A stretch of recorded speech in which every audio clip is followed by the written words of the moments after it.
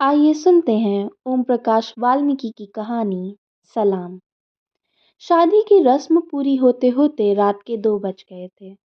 ज्यादातर बाराती सो चुके थे। गिने चुने लोग ही दूल्हे के साथ विवाह मंडप में मौजूद थे। कमल उपाध्याय अतिरिक्त उत्साह में हरीश के साथ हर जगह मौजूद था। घर परिवार के सदस्य की तरह सारी व्यवस्था कमल उपाध्याय की देखरेख में संपन्न हो रही थी। हरीश और कमल के संबंध ही कुछ ऐसे थे।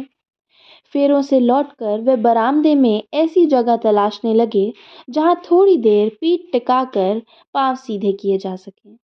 छोटे से बरामदे में एक साथ इतने सारे लोग गुड़मुड़ होकर सोए थे।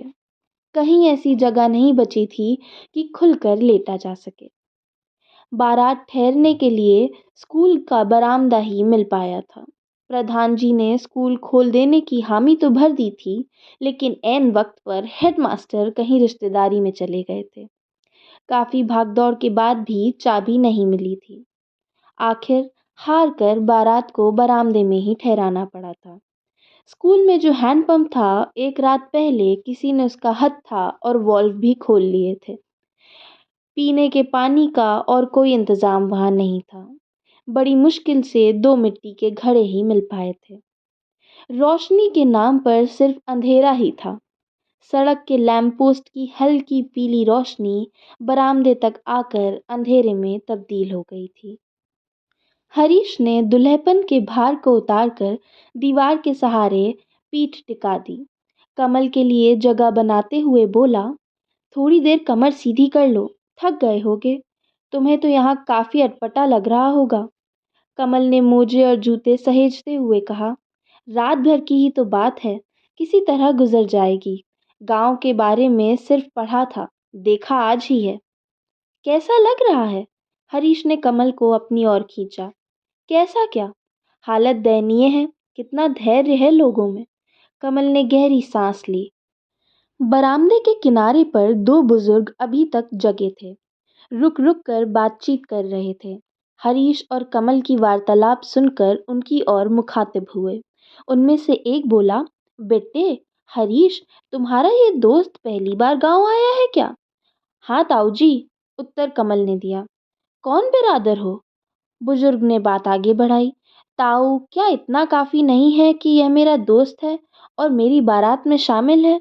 हरीश ने नाराजगी व्यक्त की। बुजुर्ग किसी जमाने में अंग्रेज अफसर की सेवा टहल में थे। जब भी मौका मिलता दिखाने की कोशिश करते। मैंने कोई इंसल्ट बात कही है क्या जो बुरा मान गए? बुजुर्ग चुप हो गया। ताऊ जी, आपकी बात का बुरा क्या मानना है? मैं ब्राह्मण हूँ और कुछ पूछना हो तो पूछिए। कमल ने विनम्रता दिखाई। बुजुर्ग ने कोई प्रत्युत्तर नहीं दिया। सो जाओ कमल, सुबह होने में अब ज्यादा देर नहीं है। हरीश ने बात बदलने की कोशिश की। कमल सोने का प्रयास करने लगा। कुछ देर की खामोशी के बाद बोला, हरीश, सो गए क्या? सुबह क्या होगा? हरीश की आंखों में नींद भरी हुई थी। अलसाए स्वर में बोला, सुबह? क्या मतलब? हरीश, सुबह जल्दी उठने की आदत है मेरी। चाहे देर रात 2 बजे सोऊं, नींद 5 बजे की टूट जाती है। माँ सुबह 5 बजे से ही पूजा पाठ में लग जाती है। उनकी खटर पटर से मैं भी उठ जाता हूँ। बरसों से ऐसे ही चला आ रहा है। माँ सुबह सुबह चाय बनाकर मेरे हाथ में थमा देती है। अब तो ऐसी आदत पड़ गई है कि यदि 6 बजे तक चाय ना मिले तो सिर भारी होने लगता है। कमल ने अपनी तकलीफ सुनाई। यहाँ सुबह सुबह 6 बजे चाय कहाँ मिलेगी? हरीश ने असमर्थता जताई। बुजुर्ग ने बीड़ी सुलगा ली थी, जो अंधेरे में चमक पैदा कर रही थी। कमल से बोले, बाबूजी, गांव के बाहर एक दुकान तो है, आप सुबह जाकर देख लेना, शायद मिल जाए। आपने देखी है दुकान? कितनी दूर है? कमल ने उत्सुकता दिखाई। पास ही है। शाम को मैंने वहां से बीड़ी का बंडल खरीदा था। सामने जो गली है उससे सीधे चलते जाना। गली खत्म होते ही सड़क है, वहीं पर एक दुकान है, बुजुर्ग ने बताया। सुबह उठते ही कमल चाय की तलाश में निकल पड़ा। गली लगभग सुनसान थी। इक्का दुक्का लोग अजीब सी बुक्कल मारे आ जा रहे थे। रात वाली चहल पहल कहीं दिखाई नहीं पड़ रही थी। खड़ंजे पर फिसलन थी। नालियों में बहते पानी से बचते बचाते वह गली के मुहाने पर एक खुली और रेतीली जगह पर आ गया। सामने ही सड़क के पार एक छप्पर नुमा दुकान थी, जिसमें एक किनारे पर भट्टी बनी थी। भट्टी के साथ ही एक चबूतरा भी था, जिस पर लकड़ी के खोखे में पान, बीड़ी, जर्दा, तंबाकू की थैलियां रखी थीं। साथ ही दो तीन बदरंग से डिब्बे रखे थे। भट्टी में सुलगते कोयलों से गहरा काला धुआं निकल रहा था, जिसका कसैलापन उसने अपने फेफड़ों में महसूस किया। दीवार पर किसी सिनेतारी का अर्धनग्न बदरंग कैलेंडर टंगा था, जो धूल और धुएं के हमलों से मटमैला हो गया था। भट्टी के पास ही एल्युमिनियम की एक बड़ी सी केतली रखी थी, जिसका रंग स्याह काला पड़ गया था। कुछ कांच के मटमैले गिलास, कप प्लेटें और शीशे के एक जार में कुछ बिस्कुट थे। भगोना बाहर से काला और भीतर से भूरा मटमैला दिखाई पड़ रहा था। आसपास मक्खियों के झुंड भिनभिना रहे थे। चबूतरे पर ही एक जर्जर सा बूढ़ा आदमी मैले चीकट कपड़ों में उकड़ू बैठा बीड़ी पी रहा था। उसके हाथों पैरों की नसें उभरी हुई थीं, जैसे किसी ने शरीर का मांस उतारकर त्वचा हड्डियों से चिपका दी हो। पास ही एक पुरानी सी बेंच पड़ी थी, जिसकी हालत उस बूढ़े आदमी से भी बदतर थी। कमल ने बेंच पर बैठने की कोशिश की। बेंच चरमराई। किसी तरह अपने आप को बेंच पर टिकाकर कमल ने बूढ़े से कहा, चाय मिलेगी? मिलेगी, थोड़ी टेम लगेगा। बूढ़े ने बीड़ी का आखिरी कश खींचा। कमल दुकान में रखी हर चीज को उत्सुकता से देख रहा था। उसके जहन में माँ का ख्याल आ गया। यदि इस समय घर में होता तो माँ गर्म गर्म चाय लेकर आती। चाय बनाते समय भी माँ कोई ना कोई श्लोक दोहराती रहती है। धुएं का झोंका कमल के मुंह और आंखों में भर गया। उसने जेब से रुमाल निकालकर नाक मुंह पर रखा। कड़वाहट उसके भीतर समा गई थी। कितनी देर लग जाएगी चाय में? कमल ने जिज्ञासा की। नए दिख रहे हो बाबूजी, कहाँ से आए हो? चाय वाले ने बात शुरू की। देहरादून से, कमल ने सहजता से कहा। उसका ध्यान सुलगती भट्टी पर टिका था। देहरादून का नाम सुनकर चाय वाला चौंका। देहरादून से तो कल एक बारात भी आई है, चाय वाले ने प्रश्न की तरह कहा। हाँ, मैं उसी बारात में आया हूँ। वह बारात तो चूड़ों के घर आई है, चाय वाले ने जिज्ञासा गोली में बदल चुकी थी। तो क्या हुआ? कमल ने सवाल किया। चाय वाला एकदम चुप हो गया। उसकी चुप्पी ने कमल को संशय में डाल दिया। चाय वाले के हाव भाव बदल गए थे। वह भट्टी के पास से हटकर इधर उधर के काम करने लगा था। कभी इस डिब्बे को उठाकर उधर रख रहा था, कभी मटके से पानी निकालकर कनस्तर में भर रहा था। भट्टी सुलगकर लाल लाल अंगारों में बदल गई थी। अंगारों से लपटें उठ रही थीं, लेकिन चाय बनने के आसार दिखाई नहीं पड़ रहे थे। कमल का गला खुश्क होने लगा। भट्टी तो धधक गई है, एक कप चाय बना दीजिए, कमल ने शालीनता से कहा। चाय वाला अनसुना कर अपने काम में लगा हुआ था। कमल का धैर्य टूटने लगा। भाई चाय बना दो, चाय वाले ने वहीं से जवाब दिया। तुझे यहाँ चाय ना मिलने की। चाय वाले की आवाज में रूखापन था, जिससे महसूस करते हुए कमल ने तीखेपन से पूछा, लेकिन क्यों? अभी थोड़ी देर पहले तो आपने कहा था चाय मिलेगी। कहा था, और अब एक कह रहा हूँ नहीं मिलेगी, चाय वाले ने कठोरता से कहा। कमल चाय वाले के व्यवहार से चकित था, फिर भी नम्रता से बोला, लेकिन भाई साहब हुआ क्या है? क्या मैं पैसे नहीं दूंगा? चाय वाले उसके ठीक सामने तन कर खड़ा हो गया।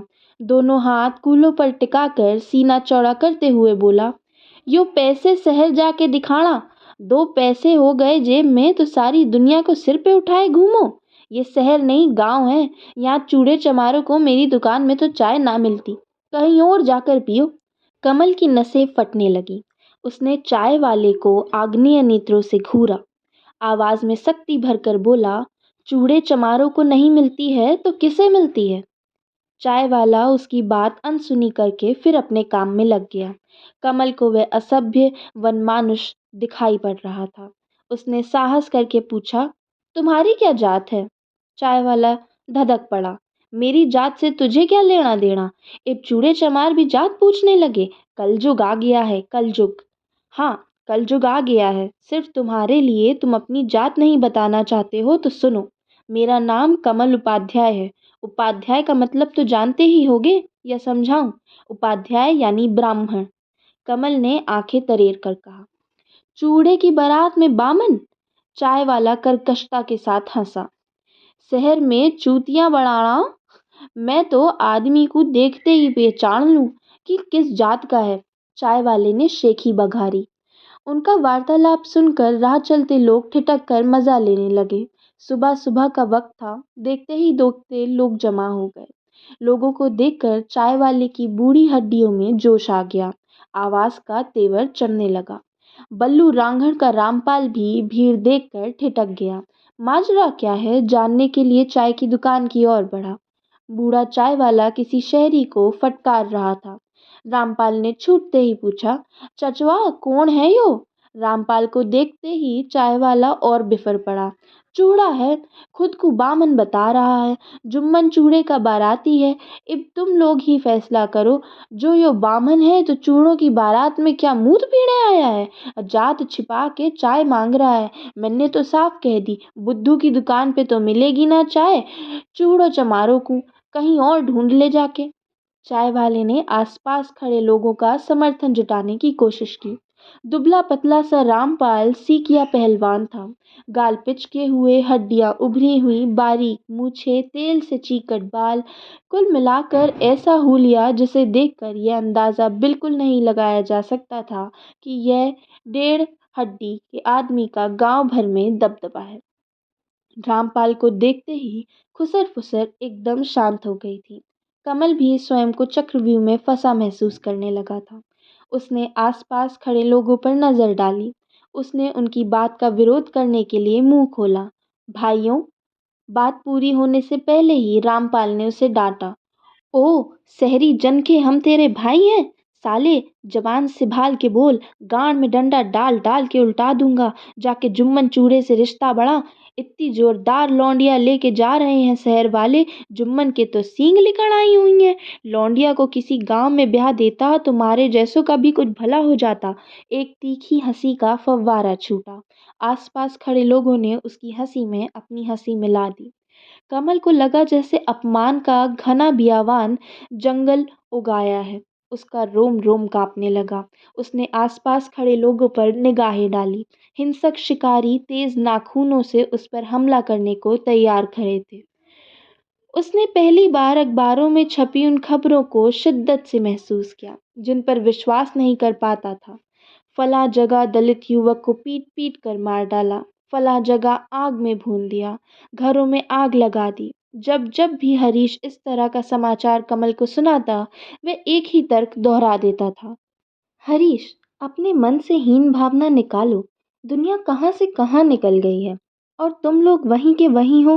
उगते सूरज की रोशनी को देखो। अपने आप पर विश्वास करना सीखो। पढ़ लिख कर ऊपर उठोगे तो सब कुछ अपने आप मिट जाएगा। लेकिन इस वक्त कमल के सामने हरीश का एक एक शब्द सच बनकर खड़ा था। सच साबित हो रहा था। कमल ने फिर से साहस बटोरा और विरोध किया। क्या यही है गांव का अतिथि सत्कार? आप लोग अपने ही गांव की लड़की के लिए ऐसी बात करते हो? क्या वह इस गांव की बेटी नहीं है? कमल आगे कुछ और बोल पाता उससे पहले रामपाल ने अपने वजूद से ज्यादा शक्ति से चीख कर उससे कहा, जा, चुपचाप चला जा, वरना एक भी जिंदा वापस न जा सकेगा। ना वो लौंडिया ही जा पाएगी। कमल को धक्का देकर छप्परनुमा दुकान से बाहर कर दिया। कमल कोई बावेला खड़ा नहीं करना चाहता था। सीने में उठ रहे ज्वार को उसने शांत रखा। उसे हरीश का ख्याल आ गया। वक्त की नज़ाकत भांप कर चुपचाप रह जाना ही उसे ठीक लगा। सड़क से उतरकर वह रेतीले रास्ते पर आ गया था। वे कमल को चिढ़ाने का प्रयास करने लगे। चूड़ा, चूड़ा, चूड़ा। वे जोर जोर से चिल्ला रहे थे। प्रत्येक शब्द नश्तर की तरह उसके जिस्म को चीरकर लहूलुहान कर रहा था। कमल लड़कों से बचकर गली की ओर लपका। तेज कदमों से लगभग दौड़ते हुए वह जनवासों में पहुंचा।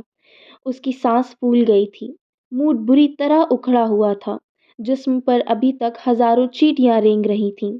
पोर पोर गरम दहकते लावे सा जल रहा था। उसे देखते ही हरीश ने पूछा, क्या बात है? चेहरा उतरा हुआ है। कुछ नहीं, ठीक हूँ। कमल ने गहरी सांस ली। कहाँ चले गए थे? बड़ी देर लगा दी। चाय का इंतजाम कराया है, बस तुम्हारा ही इंतजार था, हरीश ने कहा। कमल दीवार के सहारे टिक कर बैठ गया, चुपचाप, जैसे विचारों की सुनसान पगडंडियों पर अकेला विचरण कर रहा हो। उसे इस तरह खामोश देखकर हरीश ने पूछा, क्या बात है? कुछ परेशान लग रहे हो? नहीं, कुछ नहीं, बस थोड़ा सिर भारी है, कमल ने टालना चाहा। उसके ज़हन में 15 वर्ष पुरानी घटना दस्तक देने लगी, जिसकी स्मृति मात्र से ही उसके शरीर में एक लहर सी दौड़ गई। उस रोज़ कमल हरीश को पहली बार स्कूल से सीधा अपने घर ले आया था। पिताजी कहीं बाहर गए हुए थे। उसने अपनी माँ से हरीश को मिलाया था। माँ ने दोनों को खाने के लिए कुछ दिया।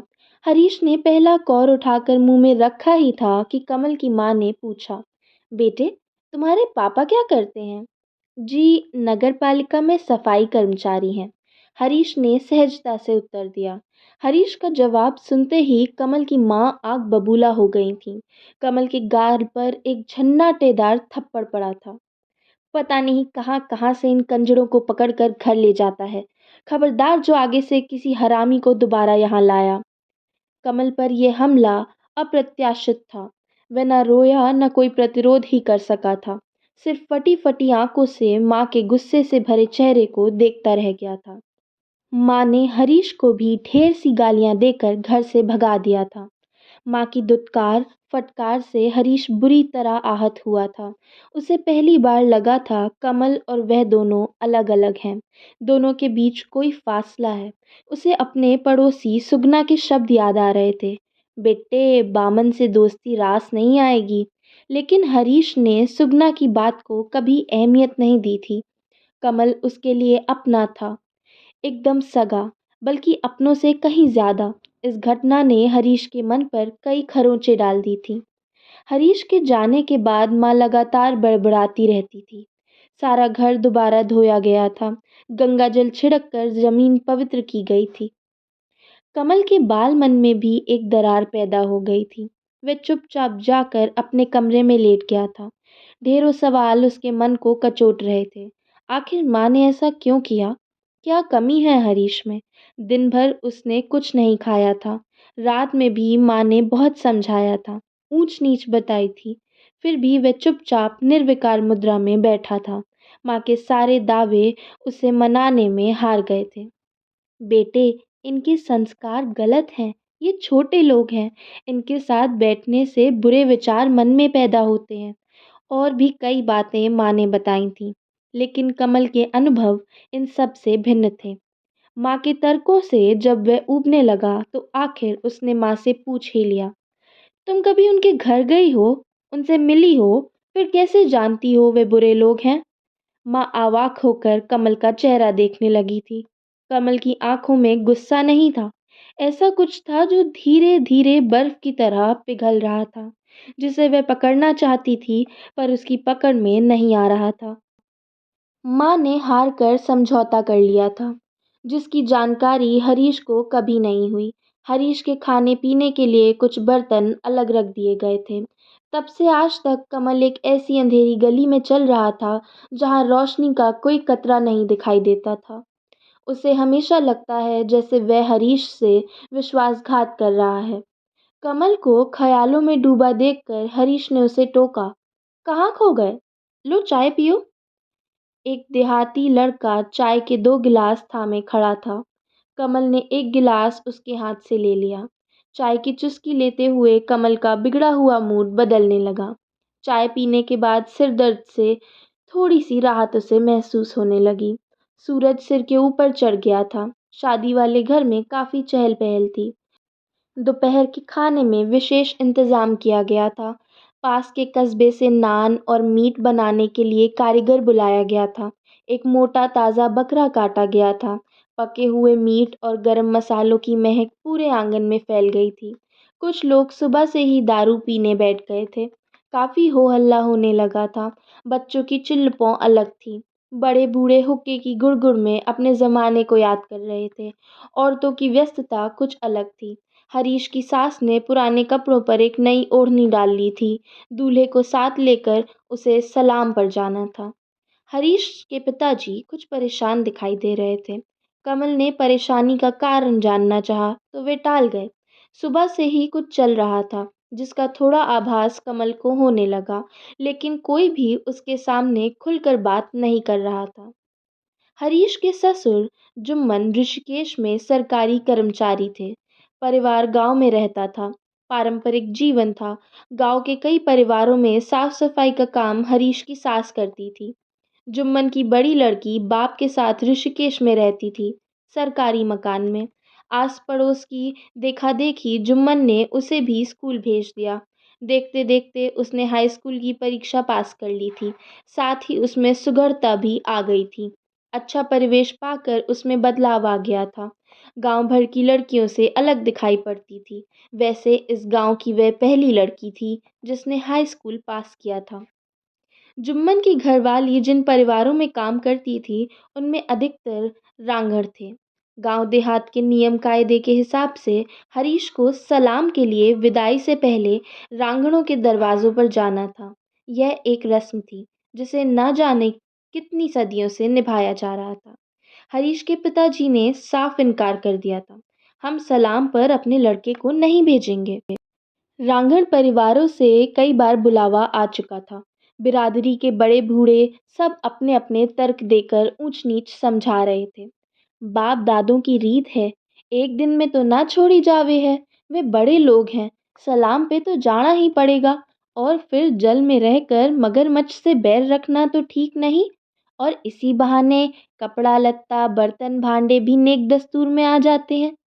हरीश ने स्पष्ट तौर पर कह दिया था, मुझे न ऐसे कपड़े चाहिए न बर्तन। मैं अपरिचितों के दरवाजे सलाम पर नहीं जाऊंगा। हरीश ने जब भी किसी दूल्हे या दुल्हन को इस तरह दरवाजे दरवाजे घूमते देखा, उसे लगता था जैसे स्वाभिमान को चिंदी चिंदी करके बिखेरा जा रहा है। बाजे गाजे के साथ घूमता दूल्हा निरीह जीव दिखाई पड़ता था।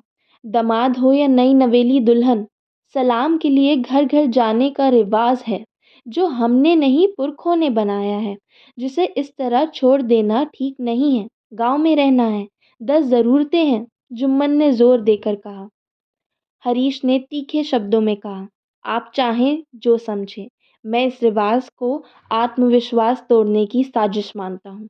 ये सलाम की रस्म बंद होनी चाहिए। आवाज़ सुनकर कमल हरीश की ओर बढ़ा। कमल को अपनी ओर आते देखकर हरीश चुप हो गया। हरीश का चेहरा तनाव से कसा हुआ था। क्या बात है हरीश? कुछ मुझे भी बताओ, कमल ने जिज्ञासा प्रकट की। प्रत्येक कार्यकलाप में कमल हरीश के साथ था, घर से लेकर यहाँ तक। लेकिन इस वक्त वह अपने आप को अलग थलग महसूस कर रहा था। हरीश के पिताजी ने कमल के कंधे पर हाथ रखा। कुछ नहीं है बेटे, आप वहाँ बैठो। सामने आंगन में नीम के पेड़ के नीचे मैंने आपके लिए चारपाई डलवा दी है। आराम करो। जात बिरादरी की कुछ समस्याएं हैं, हम निपटा लेंगे। कमल को लगा जैसे वह सचमुच बाहरी व्यक्ति है। उसने कातर दृष्टि से हरीश की ओर देखा। हरीश ने आंखों से इशारे से शांत रहने के लिए कहा। कमल जाकर चारपाई पर बैठ गया। दोपहर होते होते बात पूरे गांव में फैल गई। जुम्मन के जवाई ने सलाम पर आने से मना कर दिया है। गांव में रांझण बिल्लू रांझण की चौपाल पर जुटने लगे थे। ऐसा लग रहा था जैसे जौहर के पानी में किसी ने कंकड़ फेंक दिया हो।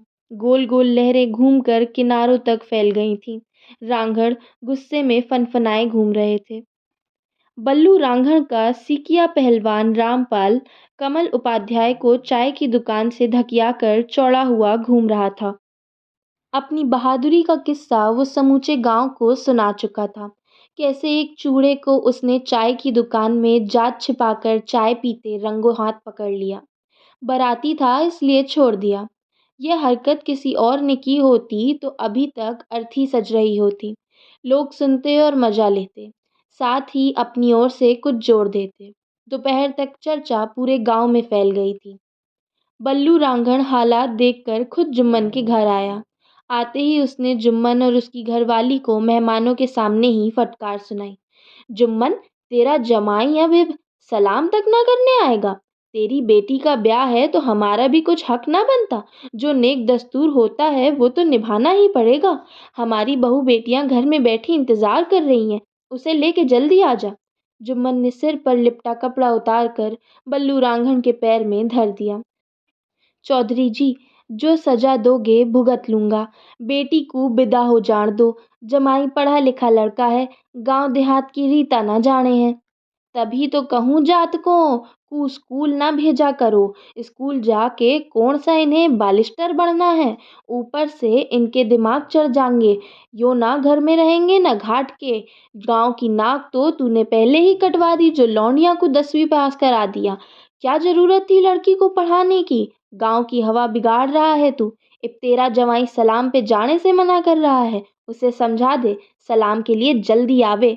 बल्लू ने फैसला सुना दिया। जुम्मन ने गिड़गिड़ाकर रिरियाट भरे शब्दों में कहा, चौधरी जी, मेरी लाज रख लो। मैं तो थारा गुलाम हूँ। मेरा तो जीना मरना सब कुछ थारी ही गेल है। जो कहोगे करूँगा। बस करके बेटू को विदा कर जान दो। मैं थारे पाँव में नाक रगड़ूं। बल्लू रांझण गुस्से से फनफनाता चल दिया। जाते जाते चेतावनी देकर बोला, इन शहर वालों को कह देना कौआ कभी भी हंस ना बन सके है। बल्लू के जाते ही कमल ने हरीश से पूछा, कौन था ये? इस तरह डरा धमका क्यों रहा था? हरीश ने चुप रहने का इशारा किया। सभी भय से सहम गए थे। बल्लू रांझण के जाते ही विदाई की तैयारी शुरू हो गई थी। जुम्मन ने जात बिरादरी की स्त्रियों को हिदायत दे दी थी, टीके की रस्म जल्दी निपटाएं। बिना हो हल्ले के रांझण कभी भी रौला कर सकते हैं। शादी की सारी चहल पहल पल भर में सन्नाटे में सिमटकर बदल गई थी। इस सन्नाटे का शोर कमल उपाध्याय को बेचैन कर रहा था। उसका दम घुट रहा था। उसने हरीश की ओर देखा। हरीश की आंखों में आत्मविश्वास और स्वाभिमान के उगते सूरज की चमक दिखाई पड़ रही थी। दोनों ने एक दूसरे का हाथ गर्मजोशी से दबाया, आंखों ही आंखों में एक दूसरे को आश्वस्त किया। नीम के पेड़ पर हरी नर्म पत्तियां हिल रही थीं, मानो हौसला दे रही हों। जल्दी जल्दी बारात को खाना खिलाया गया। कमल और हरीश खाना खाकर नीम की छांव में पड़ी चारपाई पर बैठ गए थे। सामने दीवार की ओर मुंह करके एक 10-12 बरस का लड़का खड़ा था।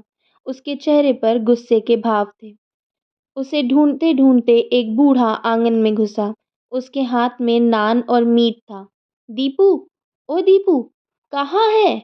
ये लौंडा भी बहुत दिक करे है। चूड़ों के घर पैदा होके बामनों सी बोली बोले। उसे दीवार के पास खड़ा देख उसे डांटा। तू यहाँ छुपा खड़ा है? मैं कब से तुझे ढूंढ रहा हूँ। ले रोटी खा ले। ले देख कितना अच्छा मीट बना है। बूढ़े ने मनाने की कोशिश की। ना, मैं नहीं खाता। इसे खाए मेरा मूत, लड़के ने ऐंठते हुए कहा। पर क्यों, क्या हुआ है इसमें? बूढ़े ने तल्खी से कहा। मुसलमान के हाथ की बनी रोटी मैं नहीं खाता, लड़के ने दूर हटते हुए कहा। मुसलमान? कौन मुसलमान? वो जो गाढ़ा बहाँ बट्ठा रोटी बना रहा है। लड़के ने रोटी बनाने वाले कारीगर की ओर इशारा किया। वो तो हिंदू है, चलकर देख ले। बूढ़ा उसे खींच कर ले जाने लगा। लड़का घीसते हुए बूढ़े के पीछे पीछे जा रहा था। चीख चीख कर कह रहा था, नहीं, वह मुसलमान है। मैं नहीं खाऊंगा उसके हाथ की बड़ी रोटी। मैं नहीं खाऊंगा। अबे उल्लू की दुम, एक बार चल के तो देख ले, फिर कहना। बूढ़ा उसे घसीट कर भट्टी की ओर ले गया जहाँ नान बन रहे थे। लड़के के चीखने की आवाज़ लगातार आ रही थी। नहीं, नहीं, मैं मुसलमान के हाथ की बनी रोटी नहीं खाऊंगा, नहीं खाऊंगा, नहीं खाऊंगा। कमल और हरीश फटी फटी आंखों से उस लड़के को देख रहे थे। कुछ देर पहले जगा आत्मविश्वास लड़के की आवाज़ में दबने लगा था। कमल और हरीश दोनों खामोशी के अंधेरे जंगल में भटक गए थे। उन्होंने एक दूसरे की ओर देखा और गहरी सांस ली।